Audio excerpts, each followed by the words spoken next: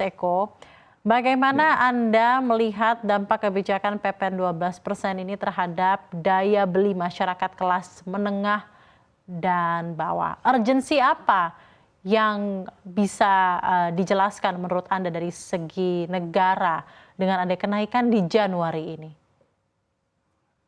iya Mbak Safrina, terima kasih ya. Jadi meskipun ya tadi dibilang sudah dikaji secara mendalam baik pemerintah maupun DPR beberapa tahun lalu ya, tepatnya mungkin di 2021 ya, karena Undang-Undang HPP-nya itu ditetapkan 2021, tapi juga implikasi kalau kemudian nanti terjadi kenaikan PPN 12% tahun depan begitu, itu juga mendalam ya bagi daya beli kita gitu. Jadi efeknya ini saya rasa signifikan begitu. Kenapa? Karena kenaikan PPN terjadi di tengah perlambatan daya beli masyarakat begitu. Tadi sudah ditunjukkan datanya betapa ekonomi kita ya, terutama laju konsumsi rumah tangga itu sudah mulai terbiasa berada di bawah pertumbuhan ekonomi, dan itu sebetulnya alarm yang sangat kuat bahwa daya beli kita bermasalah begitu. Bahkan kalau Indef yang menghitung efeknya ke daya beli ini, katakanlah laju konsumsi rumah tangga bisa turun ya sampai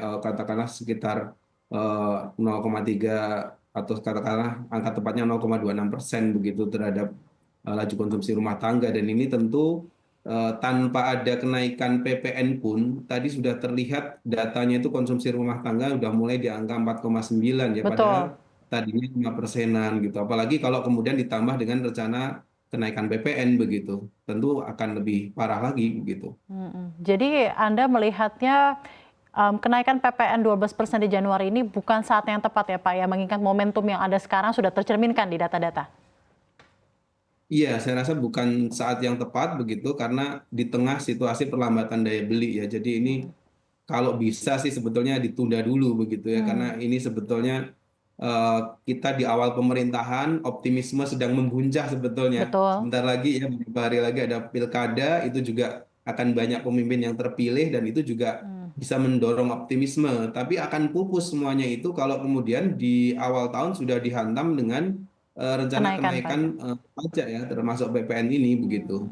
Oke, apalagi ada target sendiri dari pemerintah untuk pertumbuhan ekonomi di 8%, tapi justru Januari dibebankan PPN 12%, begitu ya, Pak Eko yang Anda ingin Iya. sampaikan. Tapi juga saya ingin bertanya mengenai keadaan yang juga sedang dialami oleh masyarakat mengenai tax amnesty bagi mereka yang quote unquote kaya, begitu ya, Pak ya. Bagaimana Anda melihat seluruh sentimen yang ada ini, teks PPN dinaikkan menjadi 12%, tapi ada teks amnesty untuk kalangan tertentu. Bagaimana Anda melihat seluruh sentimen ini mempengaruhi keputusan masyarakat untuk mengeluarkan konsumsinya, Pak Eko?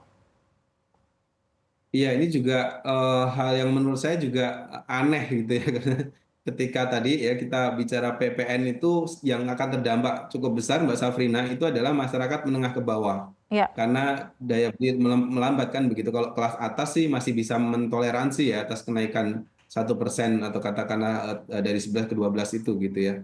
Nah, problem yang lain adalah tadi ada isu ya, terutama ini kemarin ada rencana prolegnas untuk membahas teks amnesti jilid 3 begitu, yang itu tentu pengampunan pajak ini berlaku untuk orang-orang kaya kan begitu. Jadi yang ya. kaya seolah-olah diampuni, yang menengah ke bawah digencet dengan kenaikan konsumsi ya, kenaikan pajak terhadap ini ya PPN ini begitu. Jadi ini menjadi sebuah situasi yang ya dilematis begitu dan sangat tidak mencerminkan keadilan sih. Saya cukup memahami kalau kemudian ya tadi netizen ataupun juga masyarakat Ya. banyak sekali bersuara di sosial media yang katakanlah menyalurkan ya keresahan dan aspirasi mereka terkait dengan bagaimana sih sebetulnya pemerintah ini bersikap ya terhadap isu ekonomi khususnya terkait pajak ini begitu. Seperti apa, Mas?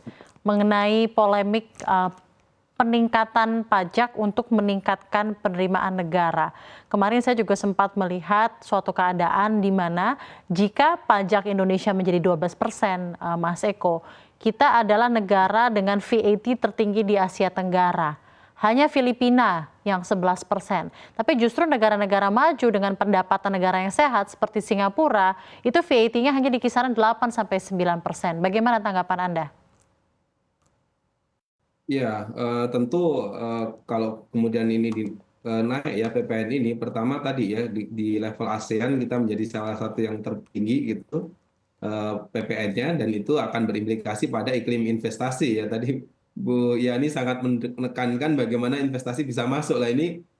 Presiden udah jauh-jauh 2 minggu lebih keliling dunia untuk menarik investasi lebih banyak. Kemudian kalau mereka mau datang, komitmen investasinya sudah ratusan triliun loh itu Mbak. Kalau Iya, mereka betul. datang terus kemudian kita bikin secara sadar gitu ya bahwa ternyata untuk konsumen tidak cukup kompetitif nih gitu, PPN kita terlalu tinggi. Nah itu gimana kira-kira gitu ya, bisa balik badan kan mereka begitu. Itu implikasi real yang kemungkinan akan terjadi nanti di Januari kalau tidak ada upaya menunda begitu. Eh, yang lainnya ya, yang saya juga perlu garis bawahi adalah eh, aspek dari frugal living tadi ya. Sebetulnya ketika itu belum dilakukan ya, itu belum dikampanyekan maksud saya begitu, itu sudah terjadi ya. Kalau kita lihat katanya ya, kemarin itu mudik ya, tahun ini menjadi mudik terbesar sepanjang sejarah Republik ini ada. Hmm. Tapi faktanya konsumsi nggak bisa nembus di atas pertumbuhan ekonomi, itu sudah tanda-tanda frugal living gitu ya. Udah Iya, betul. tanda-tanda benar-benar orang Jadi sudah ada Itu yang pengereman terpaksa daya ya, Mas. pengeraman konsumsi dari masyarakat yang melihat sentimen yang ada gitu ya Pak ya. iya benar gitu. Tapi kan kalau frugal living yang benar itu kan mereka punya income, tapi mereka Betul. punya perencanaan Itu buat jangka saving. panjang. Kalau ini mah kepaksa. Kalau ini terpaksa menjadi Jadi frugal living, menjadi keputusasaan yang akhirnya menjadi sebuah gerakan gitu ya Bu Yani ya Bu. iya, jadi ini Kepaksa. ya karena sudah nggak ada cara lain kan begitu. Jadi ini harus hati-hati gitu. Implikasinya benar tadi yang dibilang Bu Oke, Yani ya. Luas oke, sekali baik. begitu. Kalau Oke, kemudian konsumsi ini terus lemah. baik. Terakhir mungkin sebagai penutup saja dari Indef, apa saran yang bisa Anda berikan jika Anda bisa menyampaikan langsung kepada pemerintah, Mas Eko? Ya, sebetulnya banyak cara untuk meningkatkan perpajakan. Tadi detailnya itu sudah ini kan ya dijelaskan sama Bu Yani secara eksplisit. Salah satunya tadi pemajakan terhadap ya industri ekstraktif ya atau usaha-usaha pertambangan tadi begitu. Terus kemudian tadi ada putusan yang sudah inkrah itu bisa juga menambal itu. Kemudian belum lagi misalkan pajak terhadap orang super kaya gitu ya. Itu juga bagian yang sebetulnya bisa diterapkan gitu. Ini berawal dari kita kan dengan sengaja kemarin menurunkan PPh ini kan, PPh ini untuk kita ya, untuk orang-orang kita itu ya diturunkan ya. Kalau itu dinaikkan lagi sebenarnya bisa nggak apa-apa karena kan kita nggak mau bersaing dengan Singapura dengan hanya menurunkan PPh gitu. Kita harus perbaiki produktivitas dulu ekonomi di dalam negeri. Jadi sebetulnya langkah-langkahnya cukup banyak ya, tapi jangan hanya berlindung karena ini sudah ada di Undang-Undang HPP, seolah-olah nggak bisa ditunda begitu loh. Kondisi ekonominya berbeda ini dengan 2021 ketika ketok palu undang-undang tersebut begitu.